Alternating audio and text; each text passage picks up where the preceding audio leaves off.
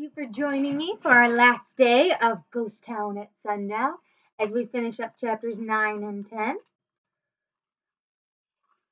So we're starting with chapter 9, Lonesome Luke. The sun was low in the sky when they reached Rattlesnake Flats. Just let us off in front of the hotel, said Annie. You sure the stagecoach is coming through here, said Slim. Yep, said Jack and Annie together. In front of the hotel, Slim got down from Dusty. Then he helped Jack and Annie down. I hope you'll come to Mary and visit me, said Slim.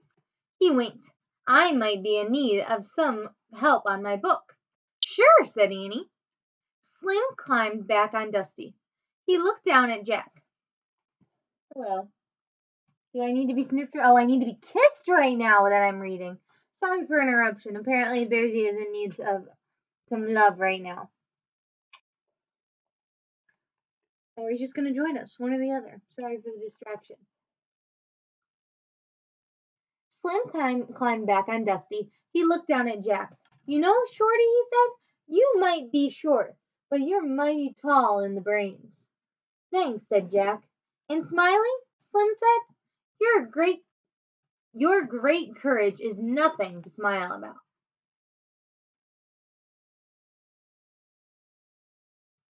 I don't know why that sentence doesn't make some sense to me. I'm assuming he means something to the effect that she has amazing courage, because she does. Thanks, said Annie. Good luck with your writing, Slim, said Jack.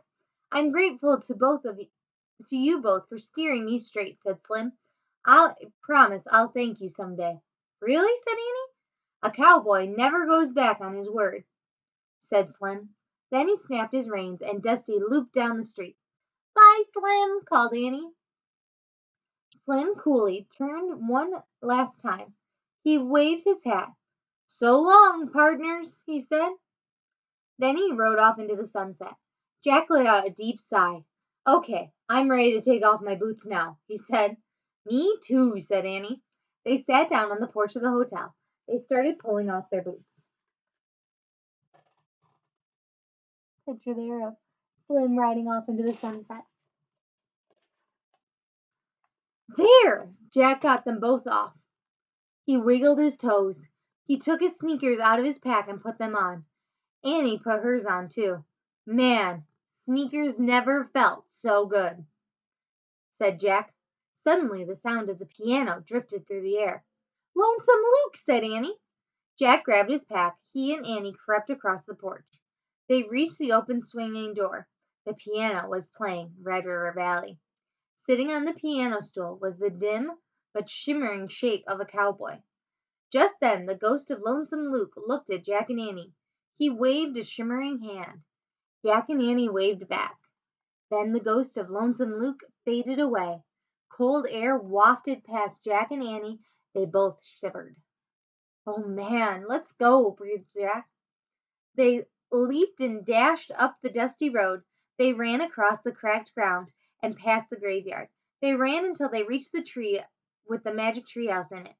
Annie grabbed the rope ladder. She hurried up and Jack followed. They were out of breath when they got inside the treehouse. Annie grabbed the ancient scroll. She unrolled it. Yay! She said. The scroll had one glowing word on it. Everybody remember what the word is? Echo. We got it right, said Annie. She grabbed the Pennsylvania book. Jack grabbed the Pennsylvania book. He pointed to the picture of Frog Creek Woods. I wish we could go there, he said. The wind started to blow. The treehouse started to spin. It spun faster and faster. Then everything was still. Absolutely still. Chapter 10, Echo from the Past. Jack and Annie looked outside. The sun had slipped behind the trees of the Frog Creek Woods. Annie still held the ancient scroll. She put it in the corner next to the scroll from their ocean trip. Just 2 more to go, she whispered. Yep, said Jack. He unzipped his pack. He pulled out Days of the Wild West. He put it on top of the stack of books. Ready? He said. Annie was staring at the books. Her mouth dropped open. "What's wrong?" asked Jack. Annie just kept staring. "Have you gone nuts?" said Jack. Annie pointed at the Wild West book. "Read the cover," she said. Jack picked up the Wild West book. He read the title aloud. Days of the Wild West. He looked at it. "So?" "Keep reading," said Annie. The author's name was below the title. It was in small letters. Jack read, Slim Cooley. Jack gasped. His mouth dropped open. He and Annie stared at the words for a long moment. "Oh, man," whispered Jack. "We were using Slim's book. The book he wrote after he left us."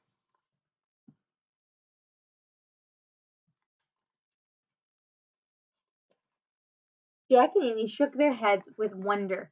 Jack opened Slim's book. He looked at the title page. At the bottom of the page he read, Texas Press, Dallas, 1895. Jack turned the page. He read the dedication. "With thanks to Smiley and Shorty, two strangers who changed my life." That's really cool. I'm getting like chills. Like I think that's so cool.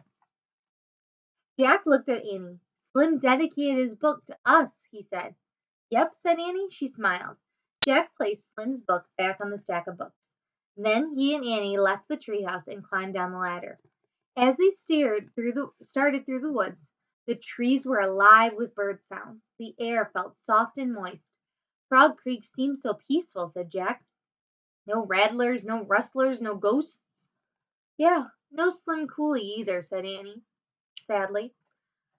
"I know," said Jack, "but when we read this book, it's like he's talking to us." "Oh, right," said Annie. "You mean it's like an echo from the past?" "Yeah," said Jack softly. "Wow." Just then, out of the blue, a voice called, "Jack, Annie." "It's Dad," said Annie. "Coming," and Jack shouted. Then they ran all the way home, through the long shadows of the setting sun. The end.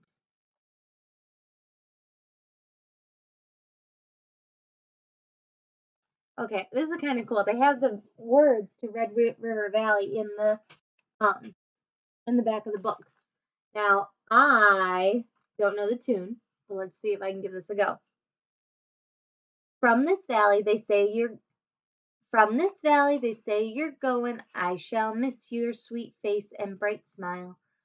For they say you are taking the sunshine. Then that has brightened my path away. A while. Come and sit by my side if you love me. Do not hasten to bid adieu. For remember the Red River Valley and the cowboy who loved you so true. There never could be such a longing in the heart of a poor cowboy's breast as dwells in his heart you are breaking, while I wait in my home in the West. Do you think of this valley you're leaving? Oh, how lonely and dreary it'll be. Do you think of the kind hearts you're grieving, and the pain you are causing to me? From the valley they say you are going. I will miss your bright eyes and sweet smile, for they say you are weary and tired, and must find a new range for a while. It's kind of sad. Well, I knew it was a sad song, but it was just sad to read. Obviously, Lonesome Luke was very lonesome. But that is the end of Ghost Town at Sundown. It was another good one. I like those riddles, they're fun to solve. And next week we have Lions at lunchtime. Jack wonders when the magic treehouse whisks him and his sister to the vet. Oh, sorry. I need this book because I told you I'm borrowing some of these from Miss Becker. It has part of the words coming up, covered up. Let's try that again. Here is the preview for next week. Where are the lions? Jack wonders when the magic treehouse whisks him and his sister to the vast plains of Africa. Before he could find out, Annie starts to help hundreds of wildebeests cross a rushing river. Next, they follow a honey of a bird and meet an awesome Messiah warrior. Jack hopes any lions will just stay away. Jack is about to be very disappointed. Ooh. Can't wait to start that one with you next week. I hope you have a wonderful Friday and a fantastic weekend. And I will see you on Monday for our next book. Bye bye.